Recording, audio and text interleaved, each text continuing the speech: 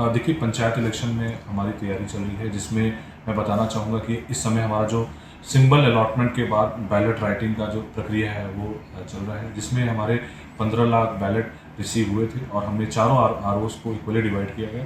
और ये जो बैलेट्स होते हैं उसमें कुछ प्रतिशत 10%, 15% के करीब बैलेट एक्स्ट्रा होते हैं। मान लीजिए लिखाई में या कुछ प्रिंटिंग में कोई दिक्कत हो जाए, टाइपिंग में या कुछ फट जाए, तो उसको हम करते हैं। तो ये हमने जो बैलेट राइटिंग की जो प्रक्रिया है वो ऑलमोस्ट कंप्लीट हो चुकी है और 22 और 23 तारीख को इसका जो है प्रोसेस पूरा कंप्लीट हो जाएगा। साथ साथ जो है रिहर्सल की भी जो प्रक्रिया है वो चल रही है, जिसमें हमने हमारे चारों सब डिविजन्स और BDOs मिलके हमारे सारे जो टीम मेंबर्स हैं उनको हम ट्रेनिंग दे रहे हैं।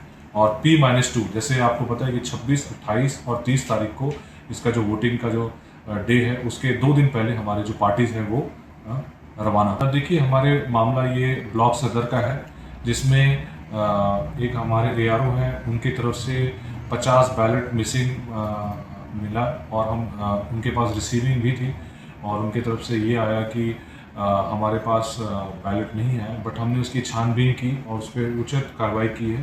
तुरंत हमने ARO, जैसे ही पता चला वो ARO को हमने ड्यूटी से हटा दिया और तुरंत मुकदमा दर्ज कर दिया है, FIR दर्ज कर दिया है। और साथ साथ हमने सस्पेंशन के लिए भी स्टेट इलेक्शन कमीशन को रिकमेंड कर दिया है।